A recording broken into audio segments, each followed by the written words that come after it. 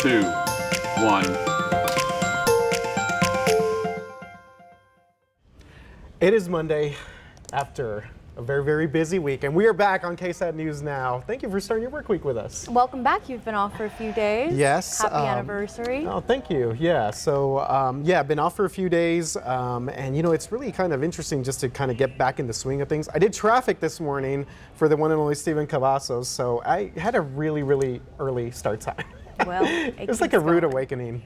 Went you on vacation for a few days. Oh, okay. Got it. Yeah, it's always a tough wake-up call. Yeah. All right, so if you're joining us on our video platforms, be sure to stick with us afterwards because Justin Horn's going to give us an encore presentation of KSAT Explains. He's breaking down the Doppler radar, how it works, and how meteorologists use it every day. Yeah, I was looking at the intro for this, which is on our website right now, and he said that this giant soccer ball-shaped tower known as the radome that they're going to be talking about. Yes, the radome. So I'm really excited about this episode. Check that out. And also, we see Sarah Spivey. She's standing. She's waiting in the wings. She's going to update us on the weather ahead this week, because it's going to be an interesting week. And starting with tonight. So yes. You definitely want to stay tuned with that. Also, Cowboys. Victory Monday, baby. Let's go. Are you excited? I didn't watch the game yesterday. Oh my Lord, yeah. Okay. Will admit. Well then, I just know that they won. Yes, they did win. Took care of business there, and we're going to be talking about stick figure sports in just a little bit. And also a look behind the scenes at 50 years of the San Antonio Spurs, what they're about to launch. Yeah, and millions of loan borrowers now in limbo after the latest back and forth with student loans, and we'll dive into that in just a bit. But first, in the immediate aftermath of the Robb Elementary shooting back in May, one of the biggest questions was, how did that shooter get inside the school? Officials first accused a teacher of leaving the door open. However, that was false. And now that teacher is speaking out. Amy Marin spoke to John Quinones about the trauma, saying that she has developed a stutter and tremors as well. And you can just imagine the psychological trauma that she has to live with every day. In an interview, Marin she says she had only worked at Robb Elementary for a month before the shooting happened, and according to ABC News, she was walking out of the school to get food from a coworker when she saw the gunman. Can you tell me what you're doing there? I'm rolling the cart out because I'm gonna go meet my coworker outside. I'm running in to get my phone. Because? Because the crash happened already. And you're calling 911? Yes. To get help? Mm-hmm. My first thought was somebody had a heart attack because he was coming like 80 miles an hour. And then he hit the rail and then crashed into the ditch. I'm running to him to help him. Little do you know, he has a gun. Yeah, you're hearing there from Emilia Marin, and according to Marin, she said as the gunman was heading towards the school, she kicked a rock out from under the door and slammed it shut. However, according to her testimony with ABC News, that door obviously did not automatically lock as it was supposed to. And she was one of the first people to call 911.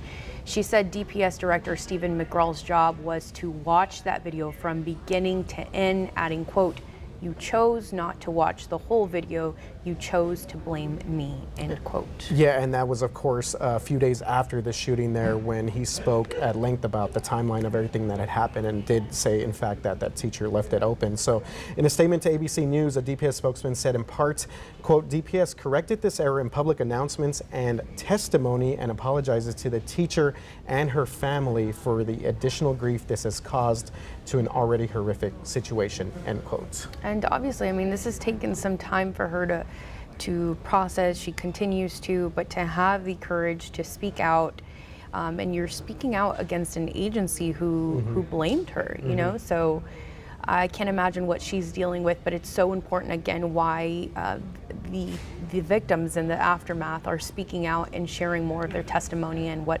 they lived. And unfortunately for her, it has been anything but easy. And you think about those moments there where she's describing that she was just going to go get food for a coworker, something that, you know, many people do, and you don't even think twice as to, hey, let me go, you know, help someone. Yeah.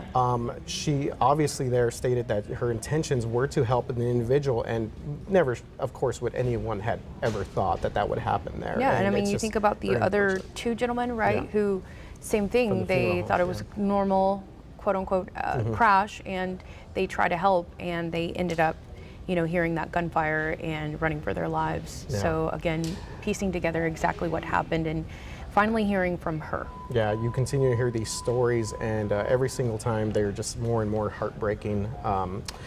So moving on to some different news here. More than 20 million people have already applied for student loan relief, and some were expecting to see it happen as early as yesterday. Yeah, but now you'll have to wait even longer to find out if relief will happen. A federal appeals court has put a pause on President Biden's plan to wipe out up to $20,000 for people with student loans. So the court sided with 6 Republican states who say the president does not have the legal authority to cancel this much debt. All right, so what happens now? That is the big question that a lot of people are asking, and obviously this has been a lot of back and forth. Anytime this stuff gets involved with the courts, it always is. So the White House is still encouraging people to apply for relief at studentaid.gov. Biden and his team must submit their response by today, and then tomorrow it should be the Republican response. So like you said, a lot of back and forth, still in limbo. Will it happen?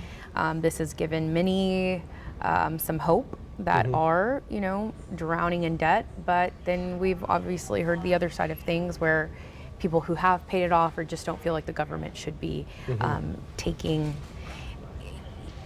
these what types is it? of, Yeah, there I you guess go. these types of steps, yeah. Up to $20,000 Yeah, for right, each. right. And obviously this involves a lot of businesses and corporations that are involved as well. So I think the interesting thing here is the White House had said that they're encouraging these people to continue to apply, and they're still going to review the applications. And from what I was reading, the deadline there is January 1st is really the key date, obviously New Year's Day. That's when all of these payments, these federal student loans are expected to restart after being paused for a long time now. Yeah. All right. So early voting, it starts today. Registered voters can cast their ballot at any polling site until November 4th. Yeah, and there will be 51 polling places open daily throughout the early voting period. And we have all the locations listed and mapped out for you on KSAT.com. Of course, we're talking about Bexar County, so there's a lot at stake. Bexar County voters, including multiple cities with charter amendments and school districts with bond elections, are up. A lot of eyes are on the seat for Bexar County judge as well. Yeah, absolutely. That's been a very hotly contested race. And this is the first time in 2 decades that voters will elect a new judge. Candidates for that include Republican Trish DeBerry and Democrat Peter Sakai, and Libertarian also Edgar Coyle. So there are more than 1.2 million registered voters here in Bexar County this year. We have early voting hours listed on our website as well. This week, all 51 polling places will be open from 8 a.m. to 6 p.m., but again, open on weekends as well, and those are actually extended hours. So again, KSAT.com, we have it all listed for you and then mapped out, which makes it really easier. Yeah. Shout out to Julie for that map. Yeah, absolutely. I want to give a quick plug for KSAT Explains, because that's something that is going to be the topic of today's segment during our 6 o'clock newscast. We had both worked on this, and it has to do a lot with the Latino vote. So we see the amount of people that are registered here in Bexar County, and it's important to get out. Obviously, the federal elections always do really well. These midterm elections, I think, are going to get a pretty good response. But a lot of local races that people should be paying attention to, for sure. Absolutely. Another thing we should be paying attention to always, but today, Yes. weather. Yeah, Sarah guys. Feel Sally, it. good morning. Yeah. Good morning. Yeah, I'm opting to not do a quiz today because we Oh, do have okay. actually some weather to talk about. Right. And the weather setup today is pretty interesting. So I have a couple of things I need to know for tonight and early tomorrow. Here's some things to plan for. This is likely what is going to happen. Short window for rain. We're talking 10 p.m. to midnight, a very short window for rain. And unfortunately, not that many people are actually going to see rain. So very low rainfall totals, maybe a tenth to a quarter of an inch of rain if you see any rainfall. That window, 10 p.m. to midnight, is when a cold front is actually going to be moving through. These storms are going to quickly push on off to the east. Another thing to note is that very gusty winds are likely early tomorrow morning. We're talking wind gusts from the north up to 50 to 60 miles per hour.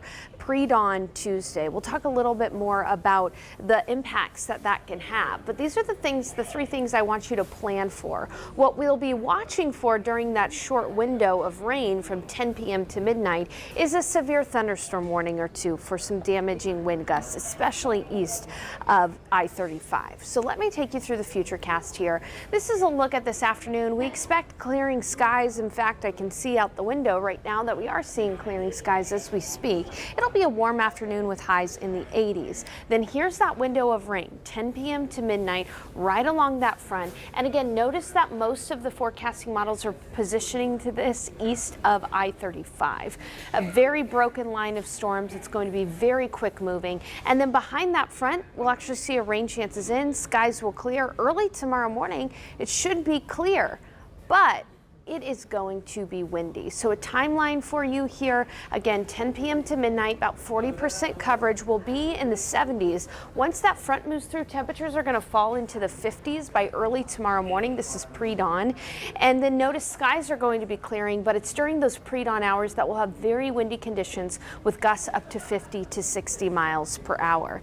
In fact, that'll be the case overnight tonight. So think about things like if you're sleeping, if you have kids who are light sleepers, they may hear that wind howl from the north. Also think about a few things like power outages might be possible in localized places early tomorrow morning. So make sure your alarm is on your phone instead of on an alarm clock, because again, even though I don't expect widespread power outages, you could still have, if a wind gust of up to 50 to 60 miles per hour occurs, a tree branch interfering with some power lines, that could lead to some power outages. And another thing to keep in mind is if you have any lightweight patio furniture or this time of year lightweight Halloween decorations, I would take some time to anchor them down about right now, or if you want some help and your spouse gets home after work, have them help you anchor down those rain chances. Because again, these wind gusts shouldn't occur until the overnight hours, but guys, that's still something that I want people to be aware of. That is the big thing that's going to impact everybody, is the gusty winds. Not that many people will see rain tonight, but everyone should see some wind gusts of at least 40 miles per hour, but up to 50 to 60 miles per hour from the north. And of course, we're going to be with you throughout this weather event on the KSAT weather app. I think about like the high school students who usually go do their, they have their workouts in the mornings. Oh yeah. I wonder if that'll be, the winds. it'll probably make it either harder or maybe they'll postpone it for them. Maybe. And again, by the way, these winds should subside by mid-morning tomorrow. So although it'll still be breezy tomorrow, by about 10, by about noon, we'll see winds at least not gusting up to 50 to 60 miles per hour. Sarah, thank you so much. Absolutely. Yeah, always important to hold on to those that lawn or that patio furniture. I always see that stuff in the middle of the road, especially those inflatables that people have up for Halloween. Yeah, I would not inflate those tonight. In my neighborhood, I expect to see trash cans on the street because that's trash another one, pickup too. was today. Yeah, definitely. All right, we are talking some San Antonio Spurs now. Yes, I am shocked they're 2-1, I gotta say. But first of all here, have you guys ever heard of the 30 for 30 documentary series on ESPN? Have you heard of that, Alicia? Yeah. Okay, all right. So they've really go in depth on these teams, these stories. Well, the Spurs are doing something similar, as this weekend they dropped a video on social media announcing they will be sharing 50 stories from their past. 50 is not just a random number. This is, of course, in celebration of the Spurs' 50th anniversary season. So each story will be told by the people and players who lived through the past 5 decades in silver and black. Absolutely. So the video posted on social media, of course, starts with the great Tim Duncan when he first arrived in San Antonio. And they have a great little clip. It says here, like, I'm excited to be in San Antonio and get ready to win a lot of games. Not only that, yes, they did. A lot of titles as well. 5 Spurs championships during Tim Duncan's reign here in San Antonio. Of course, a lot of familiar faces. You'll hear from Manu. That's your favorite, right? Manu. Tony Parker, David Robinson, Coach Pop, and many others. The first episode of the docuseries can be seen on November 1st. Yeah, I had a little, I posted something to my story on Instagram where I just love the fact that Tim Duncan still rocks the cargo shorts like no other. Gentlemen, let the cargo shorts go. Yeah, Timmy can still rock. Timmy's an island guy, so and he's of course a San Antonio guy now as well. So love that there for the great Tim Duncan and this docuseries coming up. Okay. Sticking with sports. Yes. Here we go. Time now for the segment that cannot be imitated. Because No one else would even try. I can't even say this. Stick figure sports. So we are talking about the Cowboys here, and we're also going to throw in some Astros as well. But did you want to join me? I'll give it a shot. Crazy adventure, Alicia. Okay. Last time I just walked on out of here because I didn't watch either game. So. Yeah, no, well, I mean, you follow the team. I know that you follow them on social media and I whatnot. didn't follow yesterday. No, no. Okay, so here we go. I don't know if, Lisa, you want to join in on What the do you fun want me with to me draw? here. Just draw whatever comes to your heart. So here we have the one and only Dak Prescott. And here's his hand, and I'm just going to put a real big thumb because I don't know if you saw this after the game, but people were so focused on Dak's thumb Of course. after that. So Dak comes back, they get a dub. Good for Dak. Good deal here. So I also gave I'll a just new add nickname. to what you draw. Okay, I Okay, gave a there new we go. nickname here to the I'll- one and let me scoot only. this way. Here you go, the one and only Trayvon Diggs. All right, so Trayvon, my dude is just balling. This is what I'm doing here. Look at this. Look at this. We're doing some long arms because I'm calling this dude now basically like the Stretch Armstrong of the NFL. The plays he makes, the interceptions are absolutely incredible. So my man, Trayvon Diggs doing the most. And then I'm going to do a horrible drawing of a lion here. This is really bad already. Okay, well, while you finish that, over here I drew some eyeballs and a fly because Dak is always looking fly. Get it? Oh, look at that. I like it. That's a horrible version of a lion. I don't even What know was that? A lion. A lion. Yes, and I want to put like little X's because they were absolutely terrible yesterday. And to fuss there, that does not look anything like a lion. No, that My looks like apologies. the mushroom character from Super Mario's Yeah, or Mario yeah. Bros. I should have apologized, or I should have checked this out a little bit earlier. Hold see on, how I to, missed like, it. draw What's that. Trayvon? I'm calling him Stretch Armstrong now Stretch because his Armstrong. arms just stretch for days when he makes these incredible interceptions. And I know that They are Trayvon incredible. Diggs I is mean, one of your favorites there. Absolutely. Yeah. I want So to we get his got- I think I'm really going to get his jersey.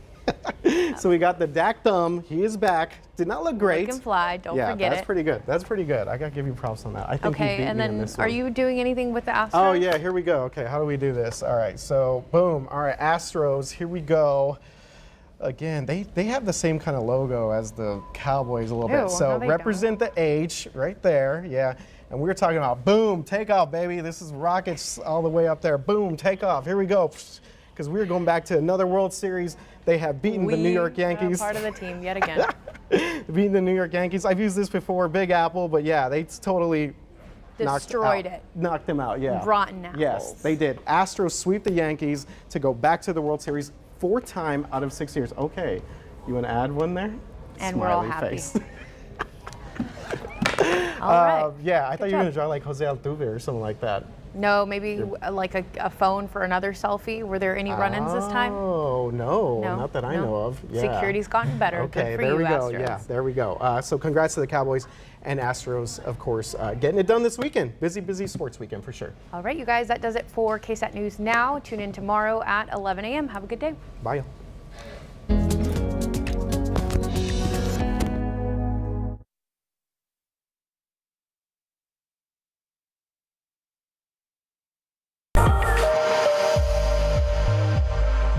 You see it every day during KSAT's weather segment. We watch it on our phones, of course. In fact, our meteorologists would say that it's the most important tool they have. Yeah, but how does Doppler radar really work?